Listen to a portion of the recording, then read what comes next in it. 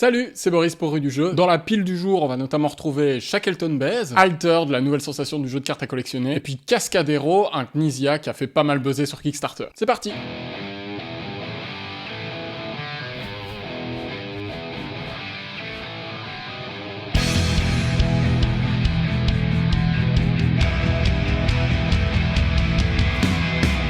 Vous connaissez le concept, 5 jeux, une pile, on les classe petit à petit de celui que j'ai le moins aimé à celui que j'ai préféré, mais on démarre d'abord avec les mentions honorables. Je ne parlerai pas dans cette vidéo de Projet Gaia et la flotte perdue, l'extension tant attendue de Projet Gaia. Il faut vraiment être spécialiste du jeu de base pour apprécier cette extension, pour y voir un intérêt. C'est mon cas, j'ai largement dépassé les 50 parties, et quand on est dans ma situation, c'est une extension qui fait énormément de bien, parce qu'elle arrive très longtemps après la sortie du jeu de base, quelque chose comme 7 ans. Elle amène 4 nouvelles factions, elle rééquilibre aussi les factions du jeu de base, il y a des nouvelles mécaniques, il y a des nouveaux types de planètes. Vraiment, si on est fan de Projet Gaia, qu'on y joue depuis des années, c'est un incontournable. Si c'est pas le cas, c'est pas ça qui va vous réconcilier avec le jeu de base, et il faut surtout pas découvrir le jeu de base avec cette extension. Ça s'adresse vraiment aux grands connaisseurs de Projet Gaia. Donc voilà, si vous faites partie de cette communauté, vous pouvez foncer. Sinon, attendez patiemment, allez-y étape par étape, et continuez de creuser les 14 factions du jeu de base, il y a déjà de quoi faire. Autre mention honorable, Pina Colada Dice, un petit jeu de dés chez Yellow, c'est pas grand chose de plus qu'un Yams amélioré et croisé avec un puissance 4. C'était le jeu de l'été d'un peu tout le monde, c'est un peu le mien à moi aussi, même si là je le récupère sur la fin de l'été. Ça marche très bien en famille, c'est 10-15 minutes la partie, on essaye de faire ses combinaisons de dés, on essaye de faire des croisements. Si un adversaire s'approche de la victoire immédiate en faisant un alignement, on doit se placer pour le contrer. Évidemment, une part énorme de chance, il n'y a pas grand chose à en dire en plus que ça. C'est un petit bonbon très agréable quand tu prends l'apéro. Mais bon, comme tout bon tube de l'été,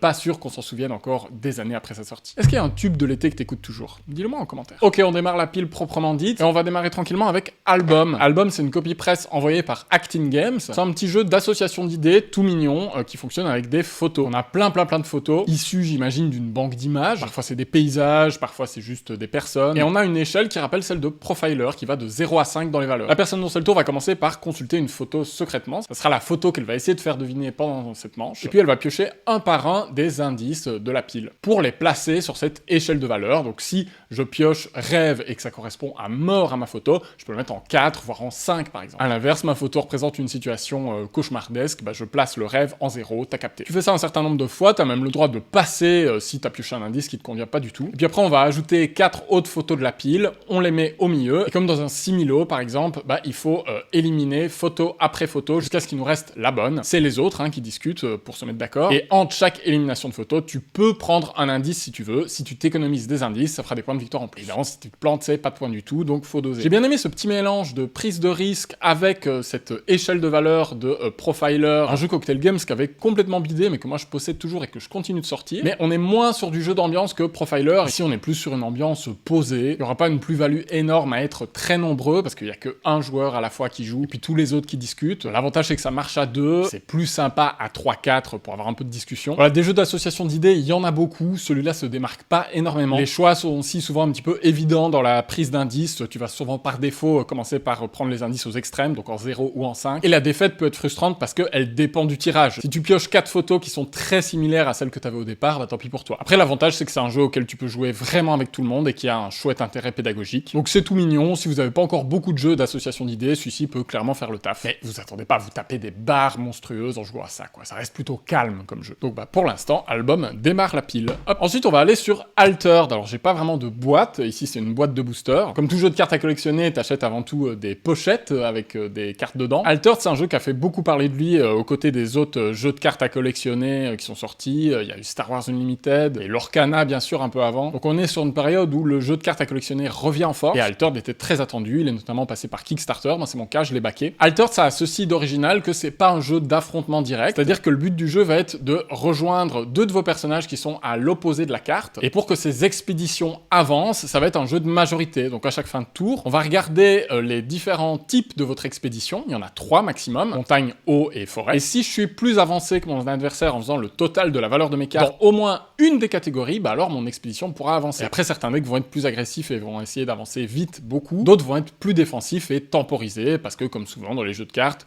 tu vas gagner des ressources petit à petit dans la partie. On a 3 au départ, et à chaque tour, tu peux choisir une carte de ta main pour l'ajouter en tant que ressource. C'est un jeu qui est aussi très original parce que tu as 2 mains différentes. Tu as ta main de carte normale et puis tu as ta réserve. Parce que dans Altered, les cartes ne restent qu'un seul tour, et quand elles ont fini de jouer, elles vont dans ta réserve, pour peu que tu aies encore de la place, et tu pourras les rejouer au tour d'après en payant leur coût de réserve, qui parfois est différent de leur coût de main. Ça donne une dynamique vraiment super intéressante, où à la fois tes cartes ne restent qu'un seul tour, mais elles peuvent revenir le tour d'après. Et rien qu'avec cette dimension de majorité, ces deux mains différentes, on a un jeu qui est déjà très riche et surtout très original. Il renouvelle vraiment le genre. Alors bien sûr, faut être amateur de ce type de jeu. Ça va pas vous réconcilier avec le modèle économique des jeux de cartes à collectionner si vous le vomissez. Il va falloir acheter des paquets avec des cartes aléatoires. Il y a une application, mais que j'ai pas encore pu essayer parce qu'elle est pas encore dispo sur iOS, qui doit vous permettre d'échanger des cartes à travers le monde. Je suis pas encore bien sûr de comment ça fonctionne, mais quoi qu'il en soit, ça reste très cher. Mais si vous êtes fan de jeux de cartes à collectionner, celui-ci est beaucoup plus original que Star Wars Unlimited par exemple, et il a plus de profondeur dans ses mécaniques de jeu qu'un Lorcana. Donc moi, c'est un jeu qui pour l'instant me convainc beaucoup. Pour l'instant, j'ai fait un deck de chacune des 6 couleurs,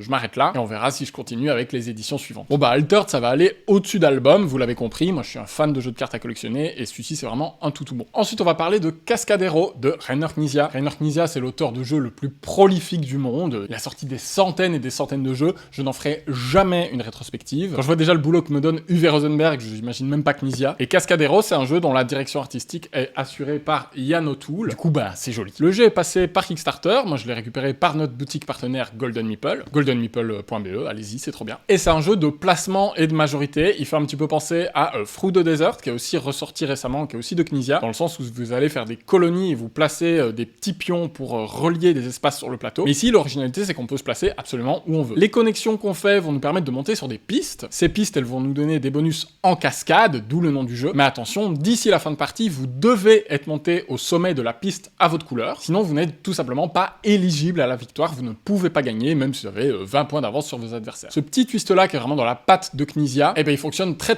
bien parce qu'il donne énormément de tension. Cascadero, c'est un jeu qui se joue très bien à 2 joueurs, parce que vous allez vraiment pouvoir surveiller ce que l'autre peut faire, être en mesure d'effectuer comme coup ou non. Du coup, vous allez pouvoir bloquer son chemin et aussi essayer de le prendre de vitesse. S'il est trop gourmand et qu'il monte pas assez vite sur la piste à sa couleur, si vous arrivez à terminer avant qu'il ait monté en haut de sa piste, c'est fini, vous avez gagné par défaut. Et celui qui l'emportera, c'est celui qui parvient à grappiller plein de bonus sans pour autant être victime de sa gourmandise et se retrouver pris de court. C'est un jeu très technique, assez froid. Tu dois calculer pour faire les bonnes montées de piste. Il y a certaines cases où tu dois monter 2 d'un coup pour les passer. Tu veux aussi tomber pile sur certaines cases pour récupérer des sauts qui te permettront de faire des coups plus puissants ensuite. Donc c'est chouette, mais mine de rien, derrière son côté très coloré, si vous affrontez quelqu'un qui a déjà joué, il y a de grandes chances que vous perdiez. Mais si on aime ce genre de jeu très abstrait, très technique, le jeu a plein de qualités, à commencer par sa fluidité. Parce que à votre tour, vous placez un pion et c'est fini. Sauf lorsque vous faites des enchaînements de bonus, mais bon, c'est pas tout le temps, quoi. Alors Cascadero, c'est très agréable, mais ça va quand même aller en dessous d'Altered, tout simplement parce que au bout de 4 parties, j'ai déjà un peu le sentiment d'avoir fait le tour. Là où Altered n'en est qu'au début de quelque chose qui m'aspire complètement et qui me donne envie de me plonger dedans. On attaque le gros morceau ? Allez, on attaque le gros morceau. Shackleton Base. Shackleton Base, c'est une copie presse qui m'a été envoyée par Sorry We Are French, merci beaucoup à eux. J'étais très impatient d'essayer ce qui s'annonçait comme un des Eurogames de l'année. C'est signé Fabio Lopiano et Nestore Mangone, 2 auteurs que j'apprécie beaucoup. On est sur l'école italienne, les champions du jeu expert moderne. Et c'est un jeu assez ambitieux puisque la boîte contient 7 modules différents. Et à chaque partie, vous allez en mettre en place que 3. Et tout en ayant des mécaniques en commun, les modules changent quand même votre façon de jouer. Déjà, chacun vient avec son propre set de cartes. Pendant la partie, vous allez pouvoir acheter des cartes, vous allez en acheter peut-être 3-4 sur la partie. C'est pas Ark Nova ou Terraforming Mars, mais les cartes que vous allez acheter ont une vraie importance. Et elles ont toutes des mécaniques bien particulières avec leurs modules. Et évidemment, les sensations vont se renouveler en fonction de quel module vous combinez ensemble. Parce que pour être compétitif stratégiquement, il va falloir aller jouer sur les différents modules et éviter de laisser un des joueurs tout seul tranquille dessus. Sinon, il va pouvoir scorer des objectifs facilement, il va pouvoir bénéficier de tous les avantages. Et ça, vous voulez pas que ça arrive. Shackleton Base, c'est du placement d'ouvriers, un genre qu'on connaît bien, sauf qu'ici, les emplacements sont très nombreux. Il y a qu'à voir ceux sur le cratère lunaire, il y en a une bonne vingtaine. Donc la tension va moins se faire sur le nombre d'emplacements, mais plutôt sur l'ordre dans lequel vous voulez poser vos ouvriers. Parce que plus vous allez tard sur un emplacement, plus vous allez payer. Et l'argent est très tendu dans le jeu, c'est notamment l'argent qui vous permet d'acheter des cartes. En plus, vous avez des coûts de maintenance en fin de tour qui vont vous faire perdre de la réputation si vous pouvez pas vous en acquitter, donc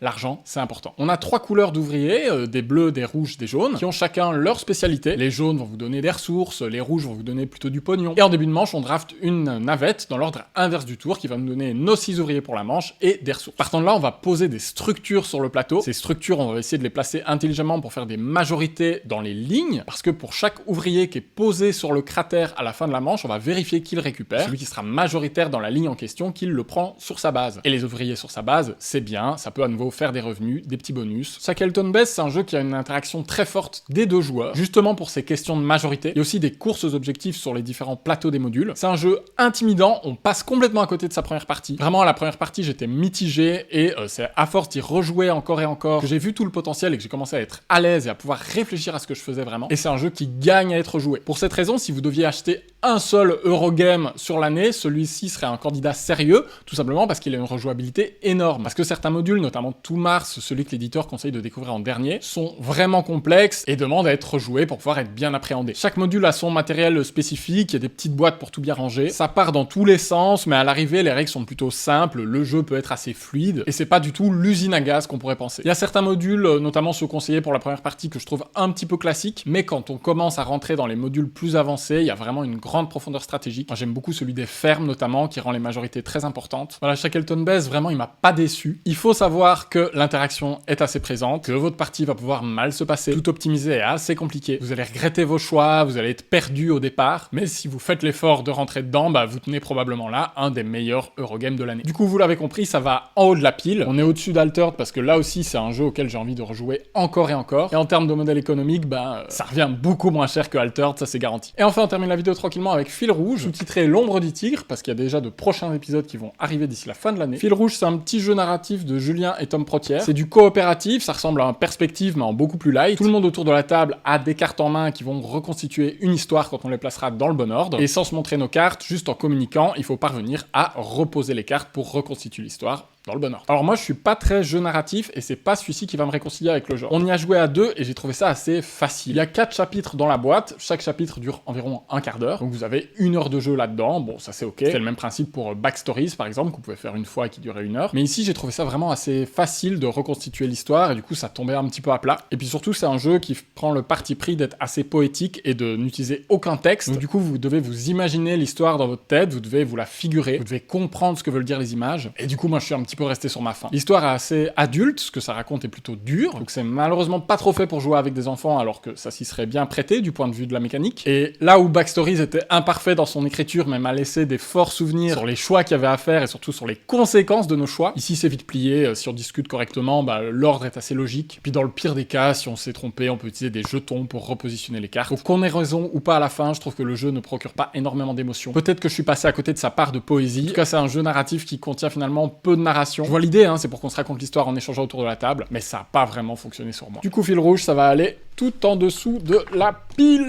Le pauvre, le voilà écrasé par Shackleton Base. Allez, on va abréger ses souffrances. Merci à toutes et à tous d'avoir regardé cet épisode de la pile. Si ça t'a plu, tu peux liker, commenter, partager, t'abonner. Et si tu veux me donner un coup de pouce financier, rendez-vous sur Ko-fi pour me faire un don ou participer à la tombola et tenter de gagner 50 € de jeux de société. C'était Boris, jouez bien par chez vous. Ciao. J'ai acheté un piano, j'ai pas le temps d'en jouer. Mais c'est mon jour de congé et j'ai fini la vaisselle. Pourquoi pas vider mes tripes entre midi et 2? Ça fait tout juste 2 ans que tout est dans ma cervelle.